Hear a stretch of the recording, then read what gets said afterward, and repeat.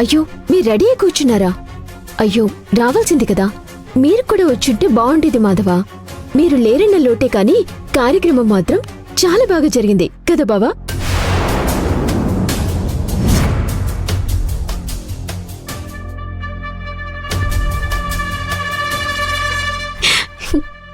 మర్చిపోయాను, సుజాత పిన్ని గారు కూడా మీ ఇద్దరి గురించి అడిగింది.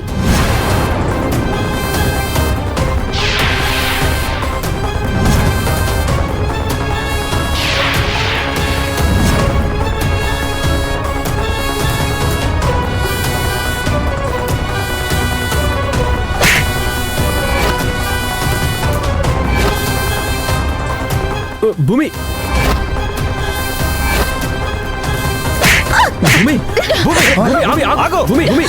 బావగారు, మీకు తెలీదు బావగారు.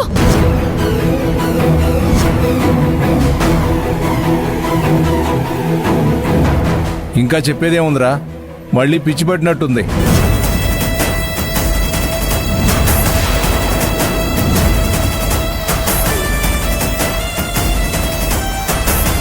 అందుకే హాస్పిటల్ చుట్టూ తిప్పడం కాదురా, తీసుకెళ్లి ఎక్కడైనా బయట పెట్టేద్దాము. వాళ్ళు ఇంట్లో ఉన్న దగ్గర నుంచి ఇలాంటివి జరుగుతూనే ఉంటాయని చెప్పాను.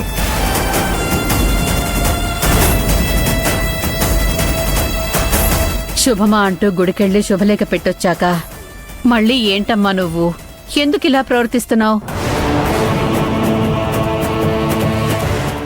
ఎందుకు భూమి, ఎందుకు తన మీద చేయి చేసుకుంటున్నావు? ఇప్పుడు తనేమి తప్పు మాట్లాడలేదే.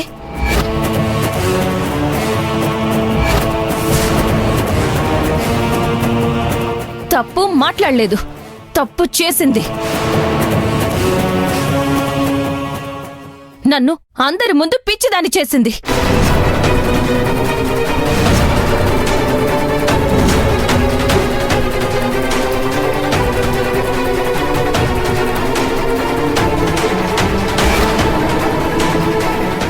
అలైక్య నిన్ను పిచ్చిదాన్ని చేయడం ఏంటి?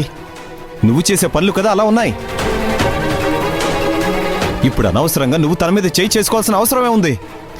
అనవసరంగా చేయి చేసుకోలేదు బావగారు, ఆలస్యంగా చేయి చేసుకున్నాను.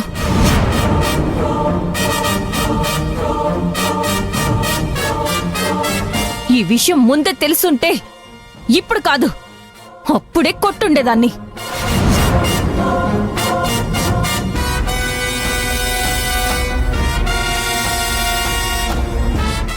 ఏం మాట్లాడుతున్నావు భూమి? ఇప్పుడు తనేం చేసిందని? ఏం చేసిందేంటోదినా? నన్ను పిచ్చిదాన్ని చేసి చంపేయాలని చూసింది.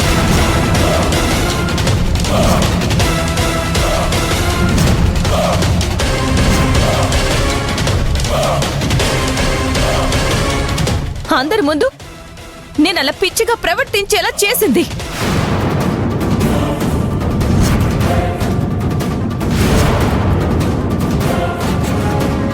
నిన్నటిదాకా నేను ఇష్టం వచ్చినట్టు మాట్లాడడానికి, ఇష్టం వచ్చినట్టు ప్రవర్తించడానికి కారణం ఈ అలేఖ్య.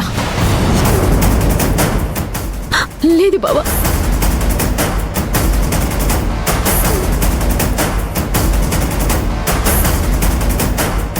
వదినా, నాకేం అవ్వలేదు. అంతా ఈ అలేఖ్య చేసింది. బాగుంది, నువ్వు కొట్టడానికి, తిట్టడానికి, నువ్వు మాట్లాడడానికి అలాగే కారణం ఎలా అవుతుంది? తనేమన్నా నీకు చెప్పి చేయించిందా? కాదు, ఇంజెక్షన్లు చేయించింది.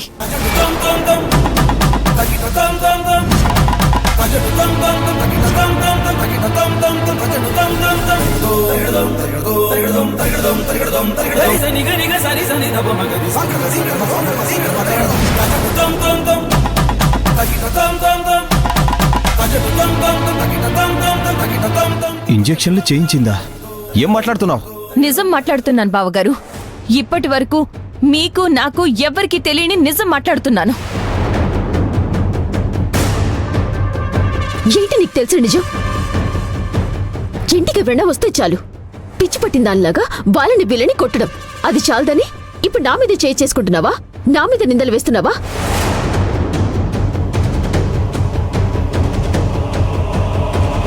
ఇది పిచ్చి మావి గారు. దీన్ని పిచ్చి కాకపోతే ఇంకేమంటారు? దీన్ని తీసుకెళ్లి పిచ్చాసుపత్రిలో పడేస్తే గాని ఇంటికి పట్టిన దరిద్రం వదలదు. ఏం మాట్లాడుతున్నావు? ఏంటిది?